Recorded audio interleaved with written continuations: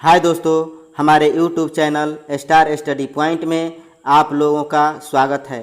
तो दोस्तों, अभी तक हम राजनीतिक शास्त्र के सभी अध्याय के प्रश्नों को हल किया। अगर आप नहीं देखे हैं तो प्लेलिस्ट में जाकर अवश्य देखें तथा मेरे चैनल को सब्सक्राइब करके बेल आइकन को दबा लें, जिससे कि आपको समय समय पर नोटिफिकेशन मिले और आप बेहतर तैयारी कर सकें। तो चलिए, मैं इस वीडियो में 20 प्रश्नों को लेकर आया हूं। यह आपके लिए टेस्ट पेपर है। आप देखिए कितना सही कर पा रहे हैं और हमें कमेंट बॉक्स में बताइए कि आपका कितना सही हुआ। तो चलिए, अब हम चलते हैं प्रश्न पर। प्रश्न है, वह कौन सा अपराध है जिसके घटित करने का प्रयास दंडनीय है और जिसके पूर्ण होने पर अपराधी को दंडित नहीं किया जा सकता। ए है हत्या, बी है चोरी, सी है आत्महत्या, डी है बलात्कार। तो क्या होगा उत्तर इसका? ऑप्शन जो है सी हो जाएगा, आत्महत्या। आत्महत्या ऐसा अपराध है जिसके पूर्ण होने पर अपराधी दंडित नहीं किया जा सकता, क्योंकि उसका जीवन अस्तित्व में नहीं रहता, जबकि इसका प्रयास दंडनीय अपराध है। तो भारतीय दंड संहिता की धारा 309 में यह वर्णित है। ठीक है। अगला प्रश्न है, निम्नलिखित में से कौन सा युग्म सही सुमेलित नहीं है? यह कानून के समक्ष समानता नागरिकों और गैर नागरिकों को प्राप्त है। बी है राज्य के नाम का परिवर्तन, राज्य विधानसभा की शक्ति। सी है नए राज्य का निर्माण, संसद की शक्ति। डी है सरकारी नौकरी में अवसर की समानता, केवल भारतीय नागरिकों को प्राप्त। तो क्या होगा उत्तर इसका? ऑप्शन जो है बी हो जाएगा। ठीक है, राज्य के नाम अथवा क्षेत्र में परिवर्तन भारत की संसद ही विधि बनाकर कर सकती है।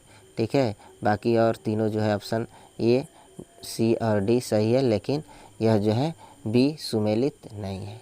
ठीक है, तो ऑप्शन बी हो जाएगा। अगला प्रश्न है, भारत रत्न और पद्म पुरस्कारों के संबंध में निम्नलिखित कथनों पर विचार कीजिए। एक है भारत रत्न और पद्म पुरस्कार भारत के संविधान के अनुच्छेद 18(1) के अंतर्गत उपाधियाँ हैं। दो है वर्ष 1954 में प्रारंभ किए गए पद्म पुरस्कार को केवल एक बार निलंबित किया गया था। तीन है किसी वर्ष विशेष में भारत रत्न पुरस्कारों की अधिकतम संख्या 5 तक सीमित है। उपयुक्त कथनों में कौन सही नहीं है? तो यहाँ ए केवल 1 और 2, बी केवल 2 और 3, सी केवल 1 और 3 और डी है 1, 2, 3। तो क्या होगा उत्तर इसका? ऑप्शन जो है डी हो जाएगा, 1, 2 और 3। ठीक है। अगला प्रश्न है, प्रथम भारत रत्न प्राप्त करने वाले कौन थे? ए है राजेंद्र प्रसाद, बी है जवाहरलाल नेहरू, सी है लाल बहादुर शास्त्री और डी है एस राधाकृष्णन। ई है उपयुक्त में से कोई नहीं या उपयुक्त में से एक से अधिक। तो क्या होगा उत्तर इसका? ऑप्शन जो है डी हो जाएगा। ठीक है, भारत सरकार द्वारा देश के सर्वोच्च नागरिक पुरस्कार के रूप में भारत रत्न की स्थापना 1954 में की गई थी। सर्वप्रथम यह पुरस्कार 1954 में सर्वपल्ली राधाकृष्णन चक्रवर्ती, राजगोपालाचारी तथा चंद्रशेखर वेंकटरमन को प्रदान किया गया था। ठीक है। अगला प्रश्न है, निम्नांकित सूचियों को सुमेलित कीजिए। तो देखिए, यहाँ है ऑप्शन ए में क्या है? अगला प्रश्न है, निम्नलिखित सूचियों को सुमेलित कीजिए। 1 में दिया है अरुण जेटली, 2 में दिया है कर्ण सिंह, 3 शरद यादव, 4 मुरली मनोहर जोशी। यहाँ 1 में 2009, 2 में 2012, 3 में 2011, 4 में 2010। तो चलिए मिलाइए, इसमें क्या होगा? ये चला जाएगा 4 में, उसके बाद से 2 का चला जाएगा 3 में, 2 का 3 में, 3 का 2 में, 3 का जाएगा 2 में, उसके बाद से 4 का चला जाएगा 1 में। ठीक है, तो इस प्रकार हम देखते हैं ऑप्शन ए सही हो जाएगा इस प्रश्न का उत्तर। अगला प्रश्न है, निम्नलिखित राज्यों में से किसमें 1967 से 1971 के मध्य अधिकतम गठबंधन सरकारें बनाने का रिकॉर्ड है? ए है उत्तर प्रदेश, बी है हरियाणा, सी है बिहार और डी है पंजाब। तो क्या होगा उत्तर इसका? ऑप्शन जो है सी हो जाएगा बिहार। बिहार में वर्ष 1967 से 1971 के मध्य 9 बार गठबंधन सरकारों का गठन हुआ। ठीक है। अगला प्रश्न है सरोज जायवाला किस रूप से में विख्यात है? ए है अग्रणी रंगकर्मी, बी है अग्रणी वन्यजीव फोटोग्राफर, सी है अग्रणी अंतर्राष्ट्रीय विधि विशेषज्ञ और डी है अग्रणी विकलांग शल्य चिकित्सक। तो क्या होगा उत्तर इसका? ऑप्शन जो है सी हो जाएगा अग्रणी अंतर्राष्ट्रीय विधि विशेषज्ञ। इंटरनेशनल कोर्ट ऑफ आर्बिट्रेशन के पूर्व सदस्य सरोज जायवाला प्रख्यात अंतर्राष्ट्रीय विधि विशेषज्ञ है। ठीक है। अगला प्रश्न है वह भारतीय जो अंतर्राष्ट्रीय युद्ध विरोध संगठन का अध्यक्ष 1988 में नियुक्त किया गया था, वे ये है मोरारजी देसाई थे, बी है राजीव गांधी थे, सी है नारायण देसाई थे, डी है भूलाभाई देसाई थे। तो क्या होगा उत्तर इसका? ऑप्शन जो है सी हो जाएगा अंतर्राष्ट्रीय युद्ध प्रतिरोधक जो है एक अंतर्राष्ट्रीय युद्ध विरोध संगठन है जिसमें 40 से अधिक देश संबंध है। इसका मुख्यालय लंदन यूके में है। इसकी स्थापना वर्ष जो है 1921 में विल्थोवेन नीदरलैंड में हुई।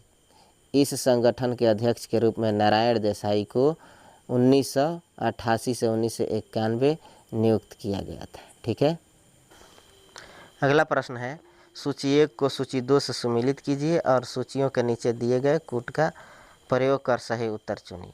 तो यहाँ ए दिया है नागेंद्र सिंह, 1 में है भारत का मुख्य निर्वाचन आयुक्त, बी है एन राय, 2 दिया है अध्यक्ष अंतर्राष्ट्रीय न्यायालय, सी RK त्रिवेदी, 3 में दिया है भारत का मुख्य न्यायमूर्ति, डी है अशोक देसाई, 4 में दिया भारत का महान्यायवादी। तो क्या होगा उत्तर इसका?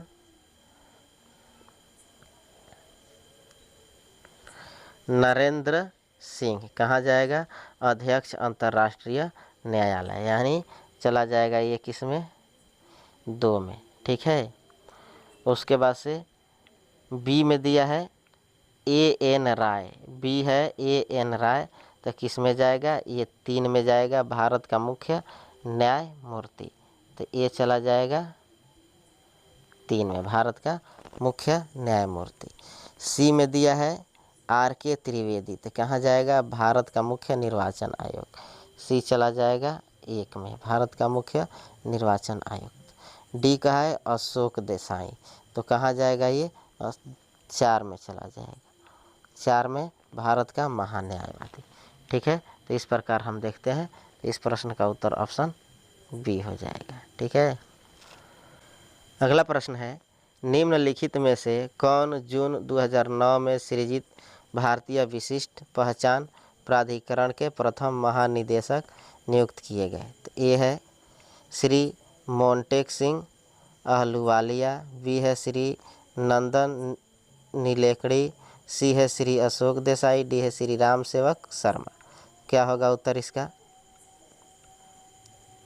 ऑप्शन जो है डी हो जाएगा श्री राम सेवक शर्मा। जून 2009 में सृजित भारतीय विशिष्ट पहचान प्राधिकरण के प्रथम अध्यक्ष श्री नंदन नीलेकड़ी नियुक्त किए गए थे। RS शर्मा इसके प्रथम महानिदेशक एवं मिशन निदेशक थे जिन्होंने 31 जुलाई 2009 को पदभार ग्रहण किया था।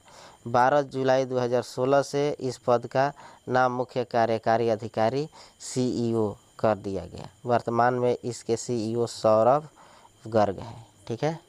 अगला प्रश्न है सीमा प्रबंधन विभाग निम्नलिखित केंद्रीय मंत्रालयों में से किस एक का विभाग है?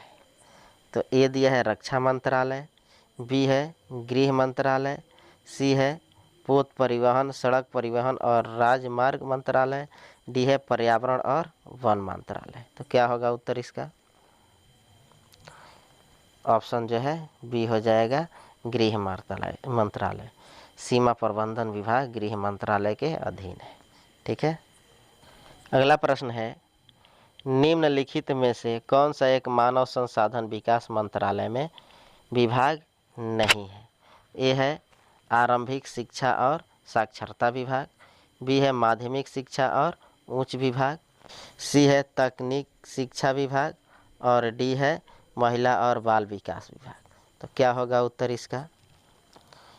ऑप्शन जो है डी हो जाएगा, महिला और बाल विकास विभाग। शिक्षा मंत्रालय पूर्व नाम मानव संसाधन विकास मंत्रालय जिसको कहा जाता है। इसके तहत जो है वर्तमान में 2 विभाग है, एक है स्कूली शिक्षा और साक्षरता विभाग, दूसरा है उच्चतर शिक्षा विभाग। तो उच्चतर शिक्षा विभाग के अंतर्गत ही तकनीकी शिक्षा विभाग उप विभाग के रूप में शामिल है। महिला और बाल विकास विभाग वर्ष 1985 में मानव संसाधन विकास मंत्रालय के अंतर्गत ही स्थापित किया गया था, किंतु 30 जनवरी 2006 से यह मंत्रालय स्वतंत्र मंत्रालय के रूप में अस्तित्व में है। ठीक है। अगला प्रश्न है, भारतीय प्रेस काउंसिल एक ए में वैधानिक संस्था है, बी है अर्ध न्यायिक वैधानिक संस्था है, सी है न्यायिक संस्था है और डी है परामर्शी संस्था है। तो क्या होगा उत्तर इस प्रश्न का?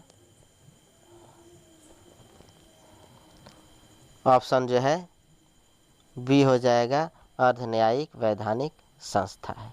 भारतीय प्रेस काउंसिल एक स्वायत्त अर्ध न्यायिक वैधानिक संस्था है जिसकी सर्वप्रथम स्थापना वर्ष 1966 में संसद के 1965 में अधिनियम के तहत की गई थी। राष्ट्रीय आपात के दौरान इस अधिनियम को निरसित कर 1 जनवरी 1976 को इसे भंग कर दिया गया था। पुनः भारतीय प्रेस काउंसिल अधिनियम 1978 के तहत इसे पुनर्जीवित किया गया।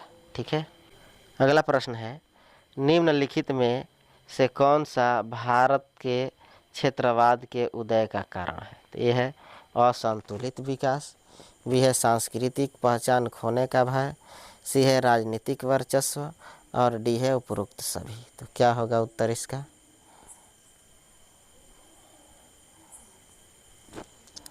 ऑप्शन जो है डी हो जाएगा, उपरोक्त सभी। विविध क्षेत्रों का भिन्न एवं असंतुलित विकास, कतिपय क्षेत्रों में सांस्कृतिक पहचान खोने का भय तथा कुछ क्षेत्रों का अन्य क्षेत्रों पर राजनीतिक वर्चस्व, ये सभी भारत में क्षेत्रवाद के उदय के कारण है। ठीक है। अगला प्रश्न है, राष्ट्रीय जल विकास एजेंसी की स्थापना की गई? ए है 1982 में, बी है 1986 में, सी है 1991 में और डी है 1997 में। तो क्या होगा उत्तर इसका? ऑप्शन जो है ये हो जाएगा 1982 में। राष्ट्रीय जल विकास एजेंसी की स्थापना जुलाई 1982 में की गई थी। इसका उद्देश्य जल संसाधनों के अनुकूलतम उपयोग के लिए जल स्थानांतरण संपर्कों का विकास करना है। ठीक है। अगला प्रश्न है, निम्नलिखित का सही कालानुक्रम क्या है? एक है शिमला समझौता, 2 है भारत सोवियत संधि, 3 है फरक्का समझौता, 4 है ताशकंद समझौता। तो नीचे दिए गए कूट का उपयोग करते हुए सही उत्तर को चुनना है। तो देखिए यहाँ दिया है शिमला समझौता भारत और पाकिस्तान के मध्य 2 जुलाई 1972 को हुआ था। ठीक है। उसके बाद से 2 जुलाई 1972 को शांति मित्रता एवं सहयोग की भारत सोवियत संधि जो है 9 अगस्त 1971 को, और फरक्का समझौता भारत और बांग्लादेश के मध्य अंतरिम रूप से वर्ष 1975 में तथा अंतिम रूप से 12 दिसंबर 1996 को, और ताशकंद समझौता जो है भारत और पाकिस्तान के मध्य 10 जनवरी 1966 को हस्ताक्षरित हुआ था। इस प्रकार कालानुक्रम हम जब देख रहे हैं तो हमारा क्या आएगा? ऑप्शन ए हो जा रहा है। ठीक है। ऑप्शन ए सबसे पहले क्या आया? 4, उसके बाद 2, 1, 3। ठीक है। अगला प्रश्न है, किस भारत पाकिस्तान संघर्ष के परिणाम स्वरूप बांग्लादेश स्थापित हुआ? तो ए है दिसंबर 1971, बी है जनवरी 1972, सी है फरवरी 1972 और डी है नवंबर 1971। क्या होगा उत्तर इसका? ऑप्शन जो है ये हो जाएगा दिसंबर 1971 में हुए भारत पाकिस्तान संघर्ष के फलस्वरूप बांग्लादेश का जन्म हुआ था। 16 दिसंबर 1971 को पाकिस्तानी सेना ने बिना शर्त आत्मसमर्पण कर दिया और पूर्वी पाकिस्तान स्वतंत्र राष्ट्र बांग्लादेश के रूप में स्थापित हुआ। शेख मुजीबुर रहमान इसके पहले प्रधानमंत्री बने थे। ठीक है, अगला प्रश्न है, आतंकवादी संगठन लश्कर ए तैयबा का संस्थापक है। ए है मौलाना मसूद, बी है हाफिज मोहम्मद सईद, सी है उमर अब्दुल्ला और डी है ओसामा बिन लादेन। तो क्या होगा उत्तर इसका?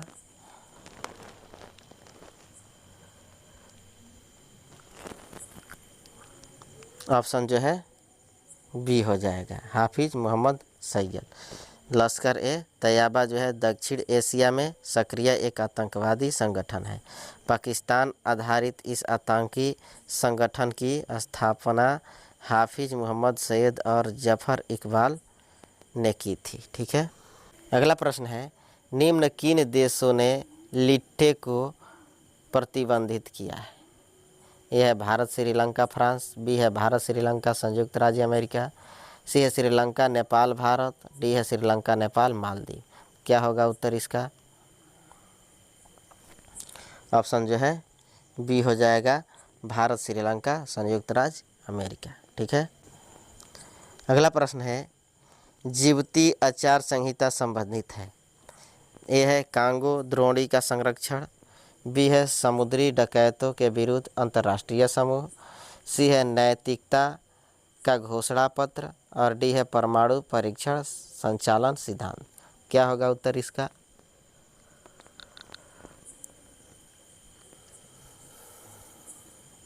ऑप्शन जो है बी हो जाएगा, समुद्री डकैतों के विरुद्ध अंतर्राष्ट्रीय समूह।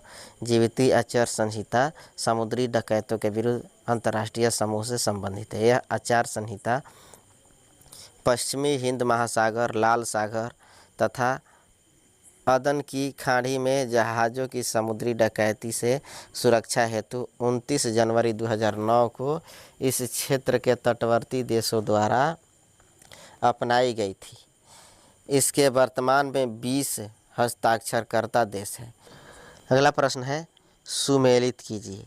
यह है ऑपरेशन चेकमेट, एक है मालदीव, बी है ऑपरेशन कैक्टस, 2 है पंजाब, सी है ऑपरेशन ब्लू स्टार, 3 है बिहार, डी है ऑपरेशन सिद्धार्थ, 4 है श्रीलंका। तो क्या होगा इसका उत्तर? यहाँ देखिए, ए का चला जाएगा operation checkmate. Operation checkmate Sri Lanka कहाँ जाएगा? ऑप्शन जो है 4 में, श्रीलंका।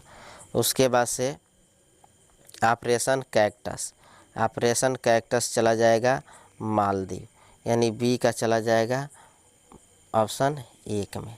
सी है operation blue star, operation blue star Punjab जो है पंजाब में चला जाएगा। Operation blue star option 2 Punjab में चला जाएगा। उसके बाद से ऑपरेशन सिद्धार्थ बिहार में चला जाएगा।